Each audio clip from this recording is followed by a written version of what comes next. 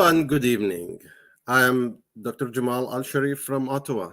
And as we know, the 2022 Ontario general election will be held on the June 2nd to elect members of the provincial parliament to sit as the 43rd Parliament of Ontario.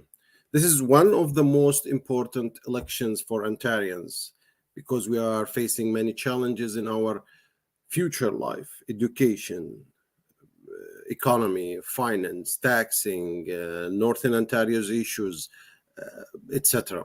Canard TV, the Arab Voice from Canada, has sent equal invitation for Liberal, Ndp, and Conservatives candidates to interview them and to introduce them to our audience. Let's welcome Morgan Gay, the Ontario Ndp candidates for the Ottawa South. Hello, Morgan. Good morning. How are you doing? Good evening. Good, thank you.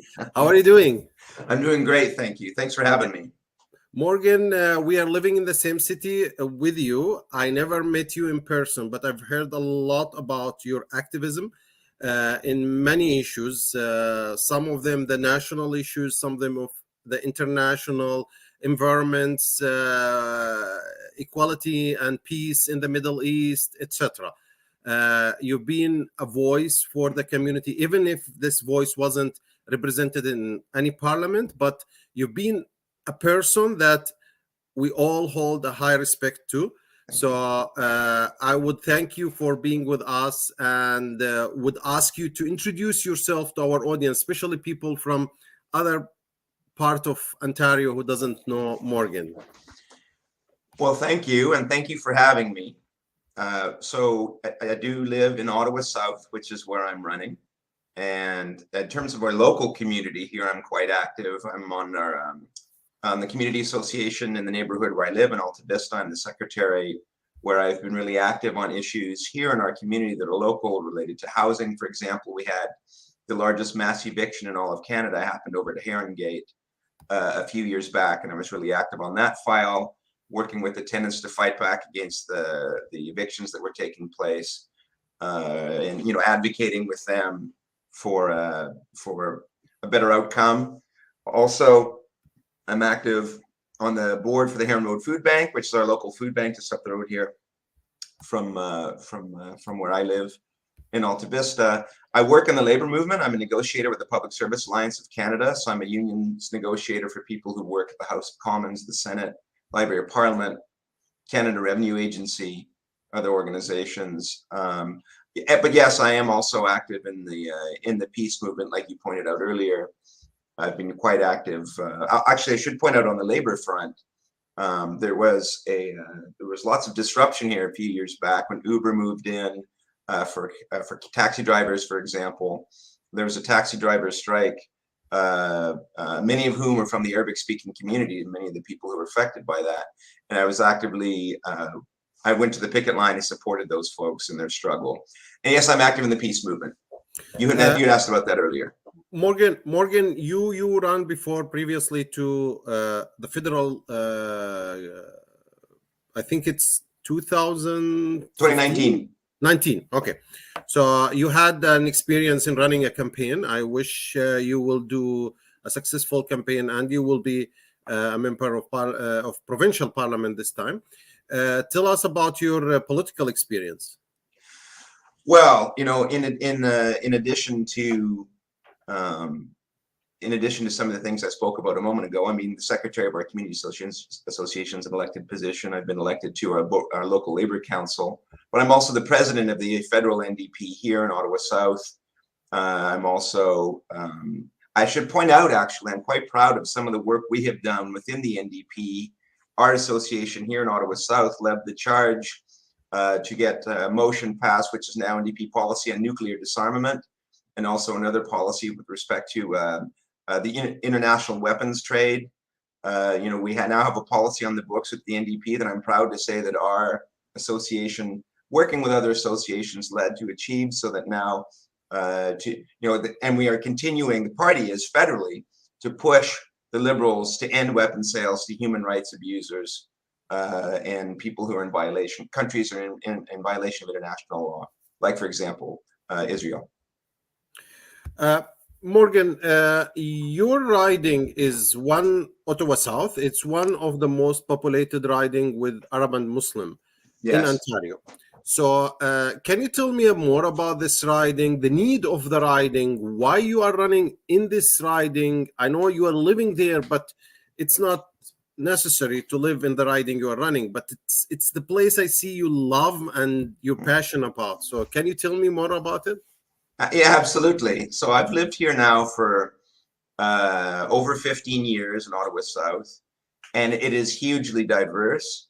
And to your point, we have one of the largest Arabic-speaking Muslim, not exclusively Muslim, because we have some folks here who are Christian from the Middle East that speak Arabic as well. But we have a massive Arabic-speaking community. For example, every Friday of the campaign, I've been at a different mosque. So there's a very large and diverse, mostly Middle Eastern, but some African and Somali certainly diaspora communities here in Ottawa South. And I think it's one of the assets to the community. I think it's one of the things that makes this community great and vibrant. It's so diverse. People come from all over the world to live here. And one of the reasons I'm running is because things keep getting worse in this community. You know, we keep voting the same way year after year after year, and nothing seems to improve. Quite the opposite. You know, I think that's probably true across the province. But since you asked about my community where I live here, you know, I see people who can't afford the medication that they need. I know there are people who can't even find a decent place to live because they can't afford it. People are really, really struggling. And now, actually, I don't believe that this has been the case everywhere else in the province, but here in Ottawa, I was in a community library just yesterday where actually I met quite a few people who are Arabic speaking. They still don't have power. Like, we got hit with a hurricane-like storm here a week ago, and they still don't have hydro. So we have real challenges here in this community. The list is long, and I care about this community. I care about the province. I'm not happy with the Conservative government, but frankly, in our community, the Conservatives are never going to win. This place has been Liberal forever, and so at the end of the day, you know, I'm also quite unhappy with the Liberal track record, and so that's why I'm running. Okay, so very good, and let's jump to the points where we asking questions about your belief in the platform that the NDP introduced for several issues. The first one is the healthcare. As we know that after the pandemic, we suffered from, or we understood how weak is our healthcare, and it is a complicated issue because it's a federal, provincial, sometimes private and public sector. It's a very complicated, but I think the province has a high input in the healthcare. So tell me more about your beliefs and the NDP's belief on this issue. Well, excuse me. Our healthcare system is a shambles. It's just a disaster. I keep meeting people that, you know, I've been knocking on doors. I mean, even before the campaign started, I knew about this because you hear about it almost every day, depending on who you're talking to. But, you know, there's people that have been on wait lists forever to get surgeries that they needed. And that was happening before COVID. So when the Conservatives got in, they made dramatic cuts to healthcare. There were nurses and other healthcare staff that lost their jobs. When the pandemic hit, it's true they did put some money back into healthcare, but it didn't even make up for the initial cuts that they made. But the Liberal track record is one that is one that we never hear about lately, and it's one of the reasons I'm running again, because my main opponent here is the Liberals. The Liberals, when they were in charge, they froze hospital budgets. They laid off over 1,500 nurses. It was a disaster. The whole way medicine. Even Kathleen Wynne said that her greatest regret was the Liberals' handling of healthcare when they were in charge. So our plan is pretty straightforward. We need to invest in healthcare dramatically. We need to end the nickel and diming that's been going on with healthcare for the past, 20 years plus. And so what we need to do is a couple things. We don't have enough people to do the work. I mean, I keep meeting registered nurses and other people who work in healthcare. I met some yesterday, actually, when I was door knocking, who are either talking about leaving the profession or are burnt out because there's not enough staff, because we do not invest in healthcare in this province like we should. And so we need to hire nurses. We need to work with their union, because one of the reasons we're having trouble keeping nurses is because of compensation. The Ford government froze their wages when inflation's at 6%. We also need to look at other things that are related to healthcare that are really important. For instance, our party believes that nobody should have to pay for the medication that they need, their dental care or their vision care, that these things should be covered as part of our OHIP plan. And if you look at research around the world where people are doing this kind of thing, these things pay for themselves in the long run. Because what happens is, if people can't get proper dental care or the other care that they need, they end up in acute care and we end up paying more for it. And so we need to completely we need to change the way we look at healthcare. We need to invest in healthcare. We need to expand the services. And so we need to stop the nickel and diming. We need to treat it like a crisis, which is what it is. And the Conservatives, frankly, my own opinion is I don't think they believe in public healthcare. That's just why they keep cutting it. And the Liberals, they talk a good game, but they froze budgets. They laid off healthcare workers. We don't need any more than that.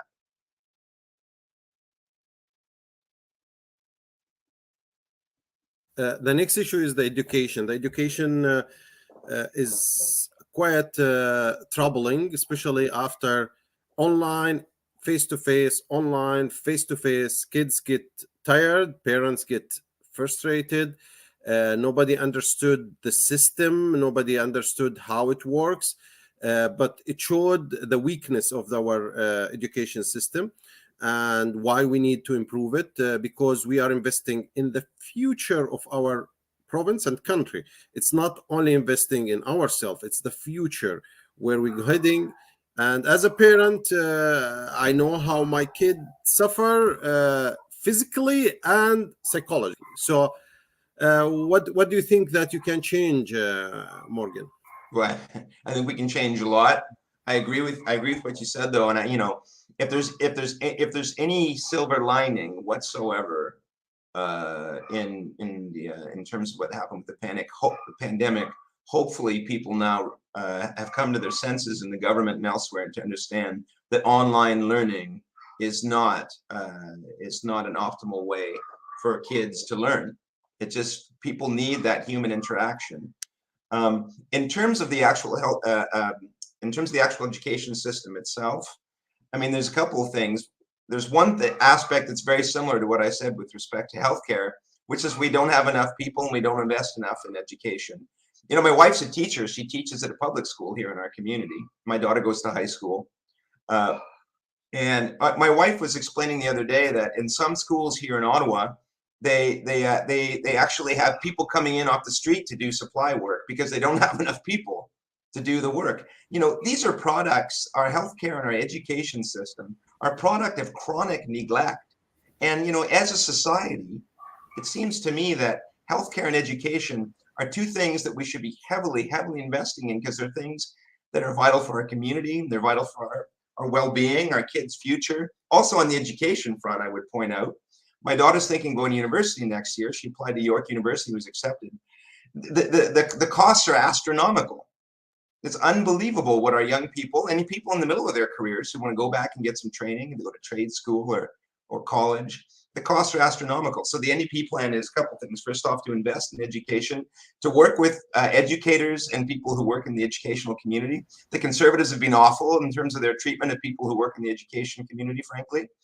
Lecce, when he was Minister of Education, effectively berated and ignored educators. And when the Liberal government was in charge, the Liberals, they had a contentious collective bargaining relationship with teachers. They took away their sick leave.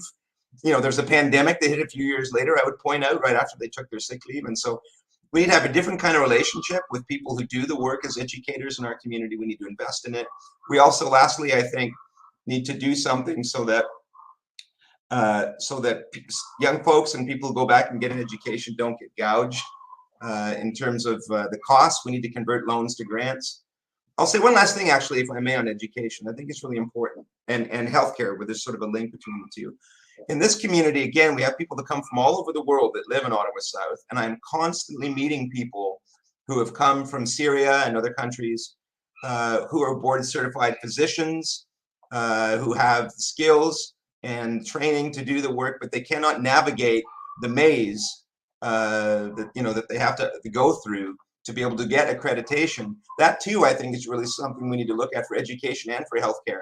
If people have come from other parts of the world and they are trained physicians or educators, we can make it much, much easier for those people to get through the process of accreditation here, because we need teachers, we need physicians, we need people who can do that work. And I keep meeting people from all over the world who are not able to get through that process. We need to change that. I agree. These people are actually an asset for Canada and the community. Yeah, and they will be participating in taxing and in developing the community. So it's very important to engage them too. Affordability, I think it's one of the most asked questions nowadays. We've seen prices rising, gas doubled, housing doubling, food almost double. However, income is not doubling. So people start thinking about those food that they can afford on the table for their families. Do I have to go on vacation to visit Niagara Lake and Niagara Falls, or I have to buy food for my children? So it's became like either or. So how you can what can you do as a party, as a candidate, or as an elected member of the provincial parliament to challenge this issue? Well, the list is long. I mean, I would start by saying this. So that's one thing I hear about constantly when I'm out talking to people on the doors in our neighborhoods, in our community, where we live here in Ottawa, but I don't think that's unique to Ottawa. I think we see this probably everywhere across the province, across the country even. So the Conservative strategy for dealing with this kind of stuff is basically to do nothing, to offer little boutique tax cuts, which it absolutely does nothing to help people. And frankly, I just don't think the Conservatives believe in helping people.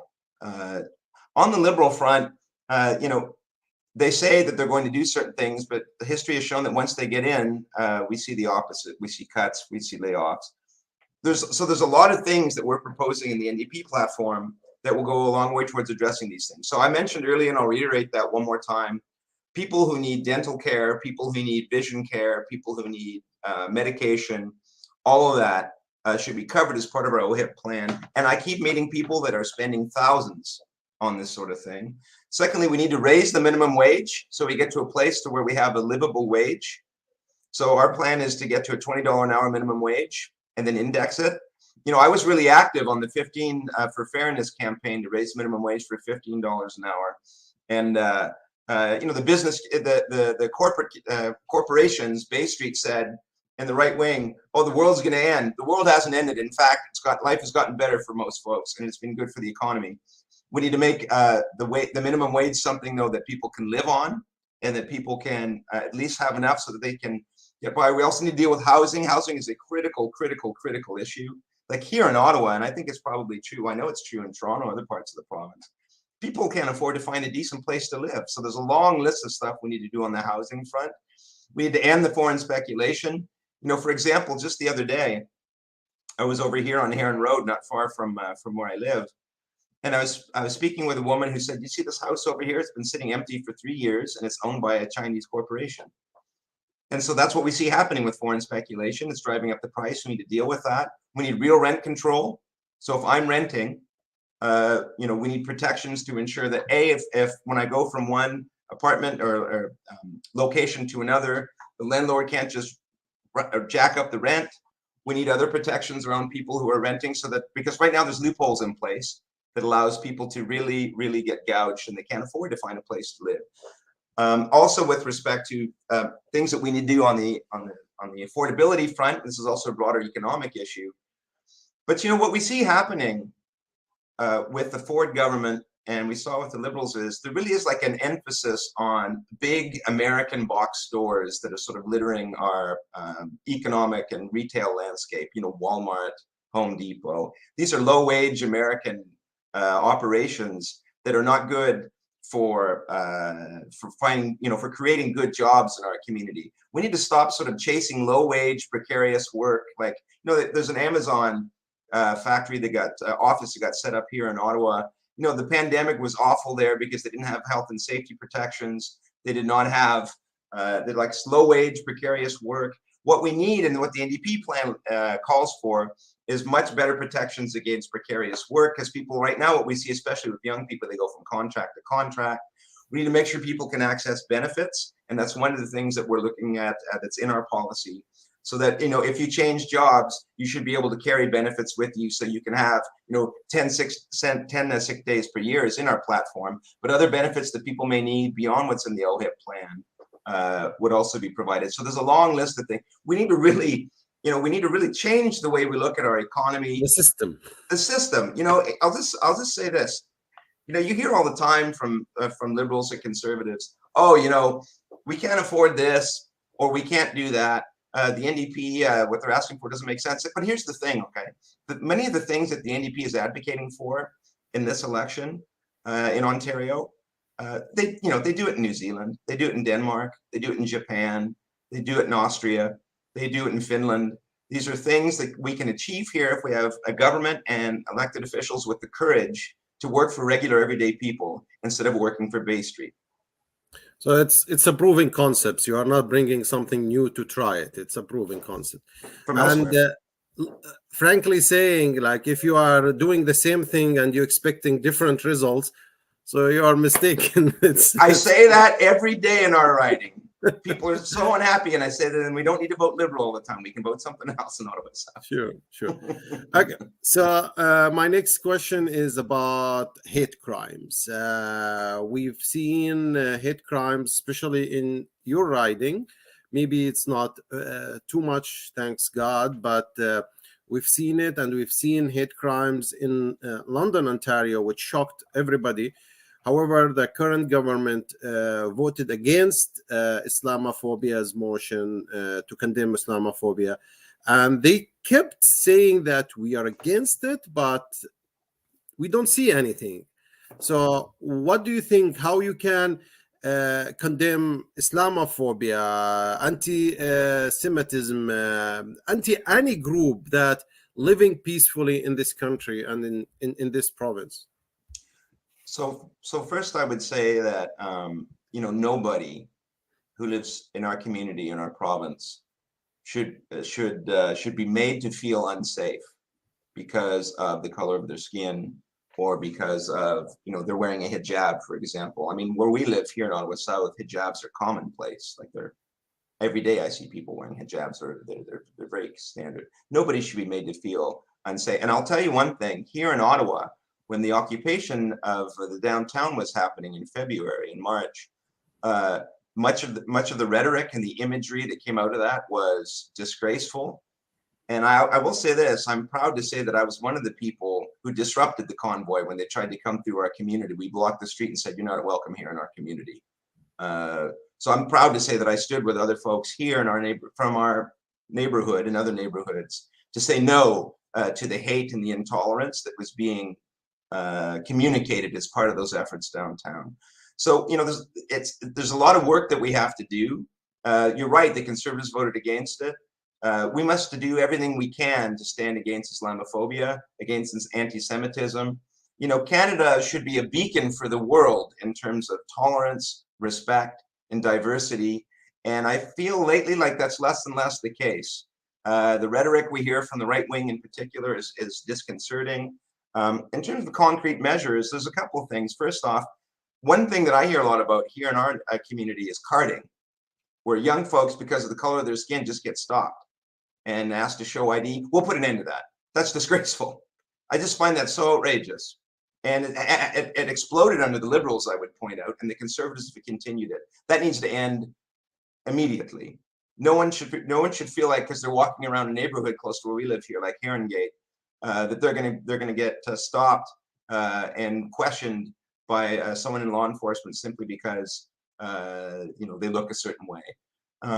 Also, our plan is to actually create a minister, a cabinet post responsible for fighting discrimination and anti-racism anti-discrimination. Which is the first time happening, yeah? That's correct. It's never happened before, but we are serious about this. And I'm not a person of color, but I am proud to say that our party actually has a record number of women and people of color that are running for the NDP under the NDP banner in this election. So it's something that's very important to us. Even within our party, when people come forward to run, there's a vetting process because an effort needs to be made to ensure that equity candidates. And in fact, last year in 2021, I was nominated to run for the NDP here in Ottawa South, but I stepped aside so that Huda Mukbil, a woman, a person of color, a member of the Arabic speaking Muslim community, could represent us in our riding as the NDP candidate. So it's something I believe in. It's something, and I'd like to believe that, having stepped aside to support Huda and her efforts, I'd like to believe I put my money where my mouth is on those issues. So it's important, yes, and this is as you said, it's became a disease that we need to stop, especially in places that people supposed to feel free and safe. They migrated to Canada to feel safer. Morgan, before we step to other questions, I would like to remind everybody that as a candidate, Morgan running for this election, and he needs your help. He needs maybe 2 days or 3 days to elect your members. But again, this is a very important election, and you can do a lot for Morgan or other candidates in your riding. This is Morgan website. You can go and donate for him. You still have time. You can volunteer. You still have time. But the most important, on the election day, to go and vote. Cast your ballot. Do whatever you want. Believe me, if you don't vote for anybody, somebody will vote and take your voice and use it against you.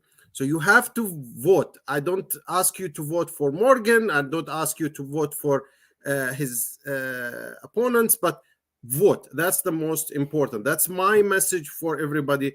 Go and use your voice to determine the future of this province, the future of your children, and the future of yourself.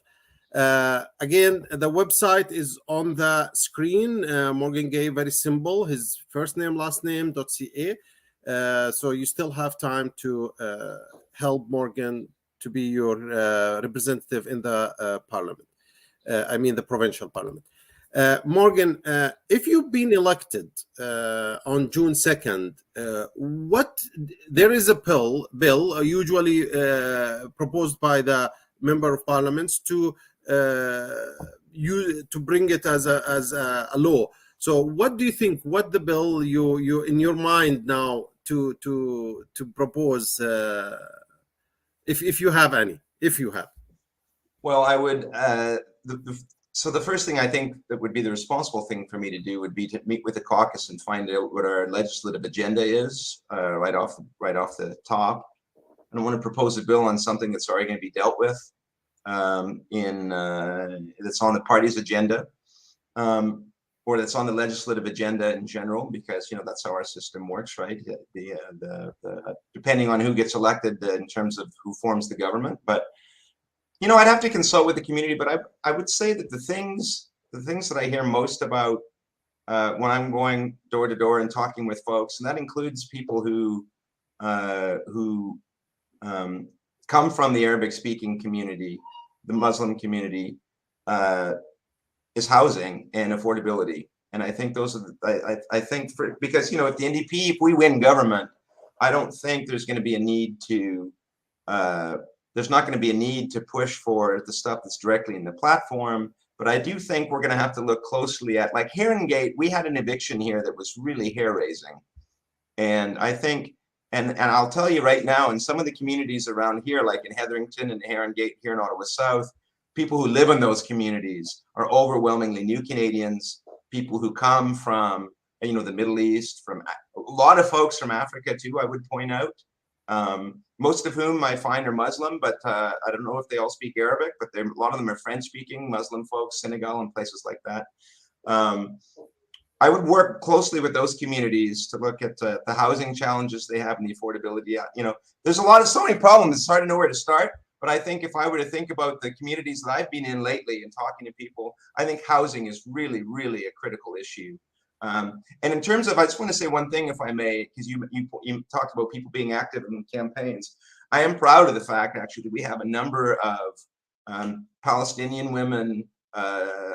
We have some volunteers from who are Canadian, but initially from Egypt, and some other folks from the Middle East. We have a young Somali woman as well. We have a number of folks who are active on our team who come from from these Arabic-speaking parts. Well, not Somalia. Certainly, she speaks Somali, but from Arabic-speaking and Middle Eastern and North African parts of the world. And so we do have a number of folks from that community on our campaign, and it's been wonderful. It's just been a wonderful addition.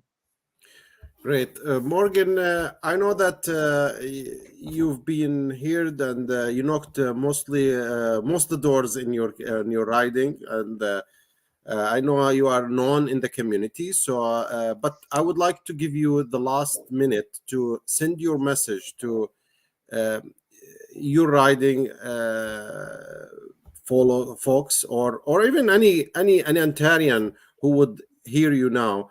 What's your message to them before the election? I guess what I would say is politics do not have to be the way they've been for the last 25 years. We keep voting Liberal and Conservative and Liberal and Conservative. And, very few people I talk to are happy. Most people I talk to are really unhappy with what's happening. And so what I would urge folks to do in my writing, but also in other writings across the province, is look at what the NDP has to offer, because things can be different. For people who are like, well, politics, who cares? Why would I vote? What difference does it make? Well, we keep voting Liberal and we keep voting Conservative, and then we're always disappointed with the outcome. The NDP is ready to govern. The NDP was the official opposition in the last parliament, the provincial parliament. And here in Ottawa South, I can tell you, and I can't speak for every other riding, because every riding is a little bit different, but here in Ottawa South, every election the NDP vote grows. And this is the opportunity, I think, for us to finally make the breakthrough so that we can have representation from something other than the Liberal Party, because so many people are unhappy. And I will say one more thing: get out and vote. I hear a lot of people saying, why vote? Who cares? Nothing ever changes. Well, I would suggest that nothing ever. That's not true. Things do change. They get worse. They're getting progressively worse. And the NDP is an option that's different from the other two that could make things much better for regular everyday people. I think the government in Ontario, whether they're Liberal or Conservative, they don't care about regular everyday people. They care about Bay Street. They care about the banks. They care about Amazon and Home Depot. We need a government that cares about the struggles that people are going through here and now. And the Conservatives, with their tax cuts, are not going to fix the problem. We need transformative change, and that's why I'm asking for people's vote here in Ottawa South. Thank you. Thank you very much, Morgan. Shukran.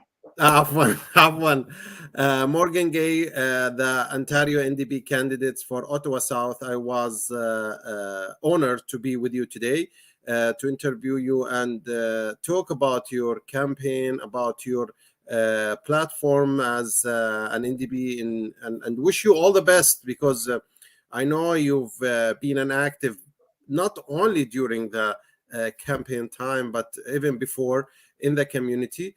I've seen you doing a lot of work. So thank you for everything you've done. And I hope you will be one of the representatives in the parliament. We'll see that on June 2nd. We will cheer out for everyone because Inshallah. Now we asking people to vote for you, but after, if you will become a parliament member, we will challenge you more about the things you can change. As well you should. Thank you. Everybody, thank you very much for watching, and hope to see you soon. Good night.